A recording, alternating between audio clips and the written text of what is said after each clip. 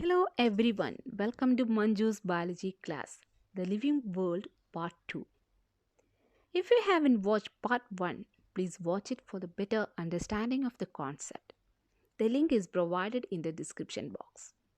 If you like this video, please like, share and subscribe and press the bell icon to get notification of the coming up videos. Let us start today's session, Diversity in the Living World. There are large variety of living organisms around us. It can be plants, insects, birds, and even microorganisms. Each different kind of plant, animal, or organism that you see represent a species. The number of species that are known and described ranges between 1.7 to 1.8 million. This refers to biodiversity, or the number and types of organisms present on Earth. As we said, there are millions of plants and animals in the world, and we know many of them by their local names. These local names would vary from place to place, so it is difficult to identify them. For example, mango. It's in English, but in Hindi it is aam, and other names in other languages. So it is difficult to identify with their local names.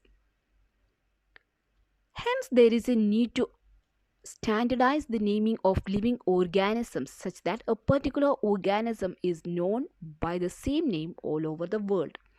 And this process is called nomenclature. An international system or standardize the naming of living organisms such that a particular organism is known by the same name all over the world. And that name is known as scientific name. So scientific names are given to organisms after identification acceptable at global levels. What is identification? So the naming is only possible when the organism is described correctly.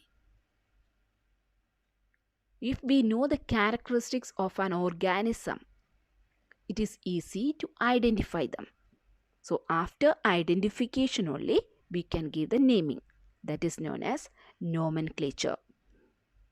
An international system or standardize the naming of living organism such that a particular organism is known by the same name all over the world.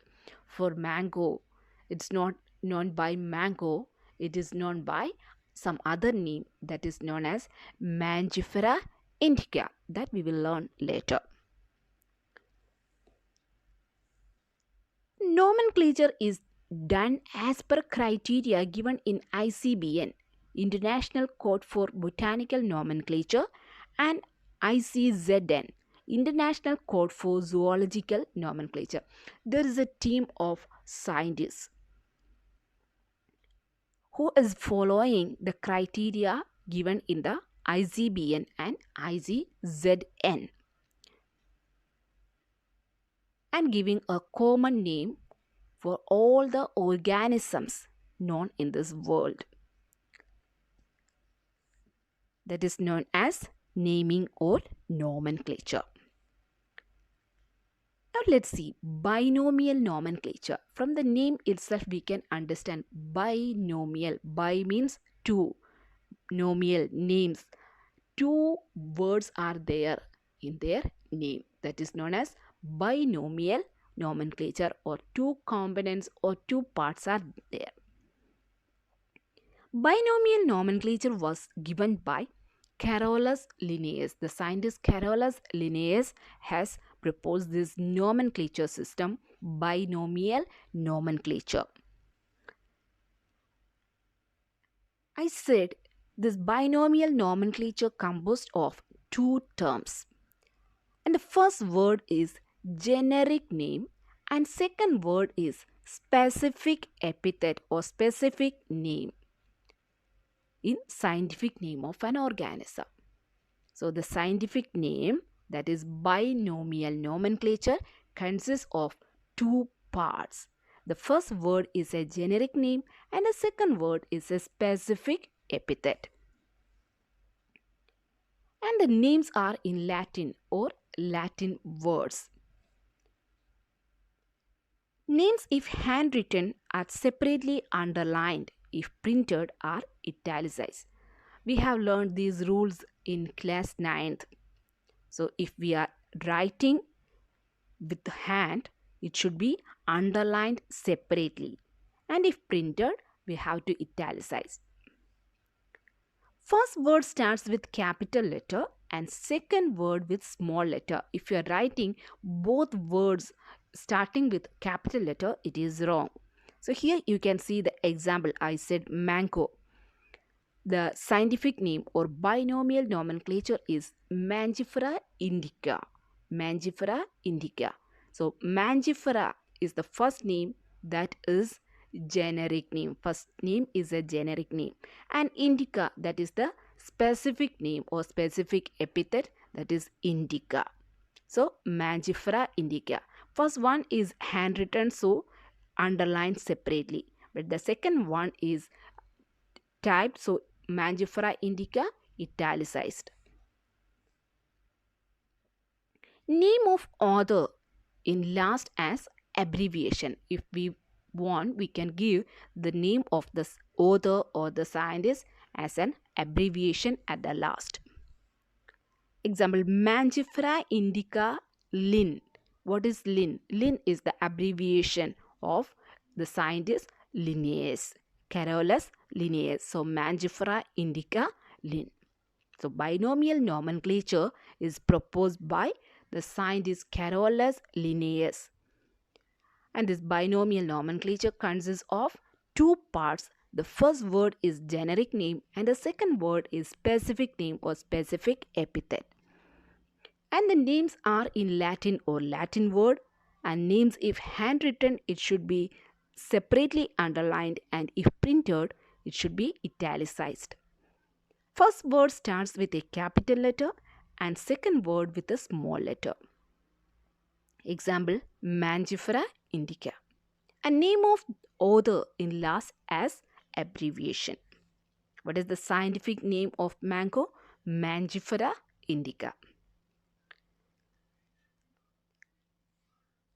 For ease of study, organisms are classified into groups or categories known as taxa. So there are millions of organisms in this world. So it is very difficult to study or to name one by one. So for the ease of study, for the convenience, we have classified them into groups or categories, and each group is known as taxa. Example, taxon may be dogs. We can classify them, okay, dogs in one group or one taxa, mammals in another taxa, wheat in another taxa, and rice in another taxa. Process of classification into different taxa is called taxonomy. Taxonomy is a branch of biology which is the process of classification of organisms into different taxa or group. Characterization, identification, classification, nomenclature are basic to taxonomy. What are the bases of taxonomy? There are 4 different processes. First one is characterization. What is characterization? When we see an organism, first we have to study about their characteristics. What are the characteristics of that organisms? Whether it is 4-legged or 2-legged. So we have to study the characteristics. Then identification. After studying the characteristics, we can identify them. Yes, it belongs to this group. Then classification. Then after identifying the organism, we are classifying them into one group. Yes, it is mammals. They are having hairs on the body. So we can classify them or identify them and classify them into mammals. Then nomenclature. We can give nomenclature. That means we have to see in which group it is coming. Then individual naming has to be given. That is nomenclature. So these are the basics of taxonomy. So what are the four different terms coming under taxonomy? Characterization, identification, classification, and nomenclature. And there is another term, that is systematics. That is the evolutionary relationship between organisms. Evolutionary relationship between organisms are known as systematics. We have heard that we are evolved from apes. So some of the characters we have got are from apes. So that is evolved, and now we have loads of advanced characteristics. So that is known as systematics. So the evolutionary relationship between man and the apes. So that type of studies is known as systematics. What is systematics? Evolutionary relationship between organisms. I hope you are clear about today's topics. And there are few revision questions. What is biodiversity?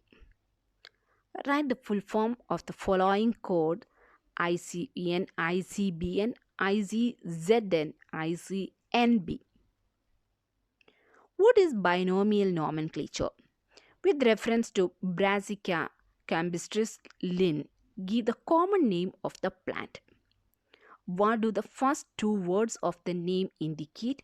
Why is the scientific name written in italics? What does Linn mean?